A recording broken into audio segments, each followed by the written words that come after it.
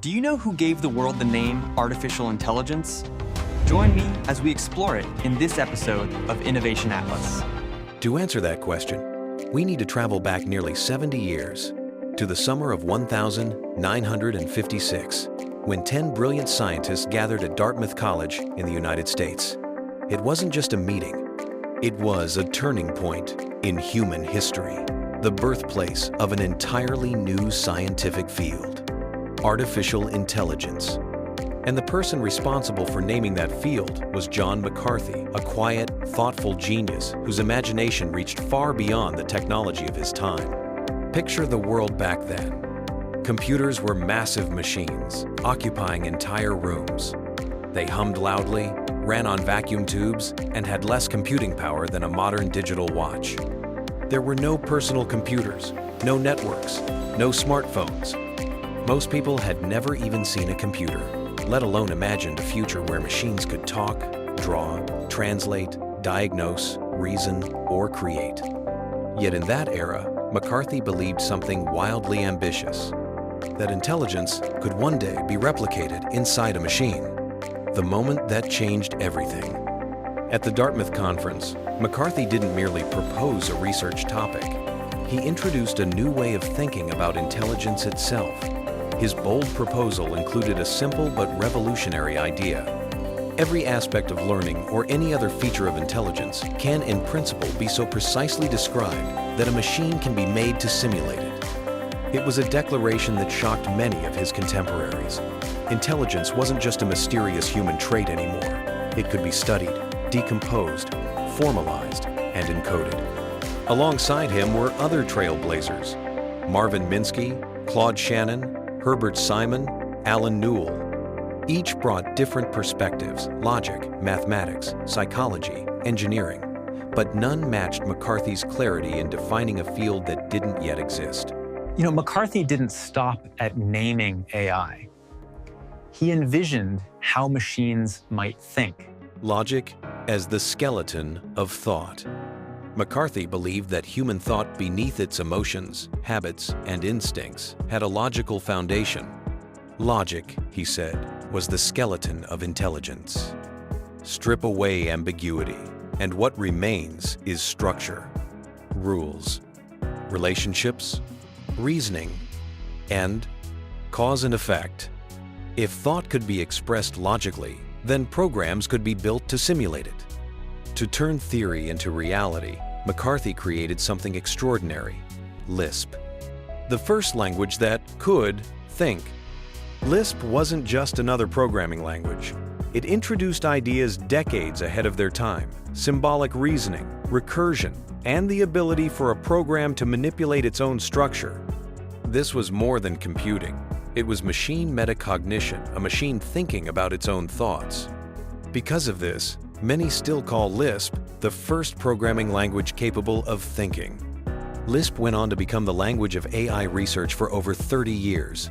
Nearly every early AI project, from expert systems to planning algorithms, stood on McCarthy's foundation. Even many ideas in modern functional programming trace their origins back to Lisp's elegant abstractions. A dream not to replace humans, but to understand them. Despite the futuristic nature of his work, McCarthy's dream was profoundly human. He didn't aim to build machines that would surpass humans or compete with them. Instead, he wanted to understand what thinking really was. What does it mean to reason? How do humans form ideas? What makes us capable of learning from experience? Where does intelligence come from? McCarthy believed that if we could model even a small piece of human thought in a machine, we would gain insight into our own minds, insight deeper than philosophy or psychology alone could provide. AI evolves and surprises everyone. No one at Dartmouth could have predicted the extraordinary journey that AI would take. The dream of 1956 gradually unfolded into decades of breakthroughs. The first expert systems, capable of diagnosing medical conditions.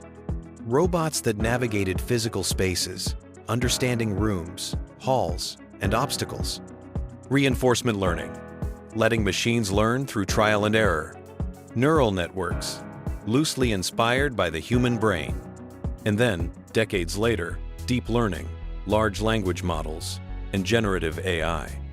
Today, AI can do things McCarthy never saw coming. Write essays and code, translate across dozens of languages, create art and music, discover new materials, accelerate biomedical research, design semiconductor architectures, and power virtual assistants used by millions. AI has become woven into the fabric of modern life. Speech recognition, recommendation systems, fraud detection, autonomous driving, all trace their origins back to the question posed in 1956. What if machines could think? But the biggest lesson AI has taught us isn't about machines. It's about ourselves. A mirror held up to humanity. By trying to build intelligence, humans were forced to define what intelligence truly is. Is it logic? Is it creativity? Is it pattern recognition? Is it consciousness? Or is it something more emotional, intuition, curiosity, desire, empathy? AI challenges us to examine the mind the way a microscope examines a cell. In building machines that imitate human thinking, we've deepened our understanding of cognition, memory, and decision-making. McCarthy always believed this would happen. For him, AI was never just engineering. It was an exploration, a philosophical adventure conducted through mathematics and code. The question now belongs to us. Today, as the world debates AGI, creativity, ethics, and the limits of machine intelligence, it's easy to forget how all of this began. Not with power, not with ambition, but with curiosity. With a desire to understand what makes us human. So the real question for our time isn't, is AI intelligent? But rather, what will humans do with the intelligence we've created? Will we use it to expand innovation? To solve global challenges? To advance medicine, education, and science? To unlock new forms of creativity? Or will we ask new questions, bigger ones, deeper ones, just as McCarthy did? The legacy of a quiet visionary. Without that summer at Dartmouth, without McCarthy's insistence on logic, without Lisp, and without his dream of understanding thought, the AI revolution would not exist. The next time you interact with an AI system, whether you're generating an image, chatting with a model, or watching a machine compose music, remember this. It all began with one man who believed that intelligence could be understood, analyzed, and rebuilt. John McCarthy, the father of AI, the man who named an era, the mind who taught machines how to think.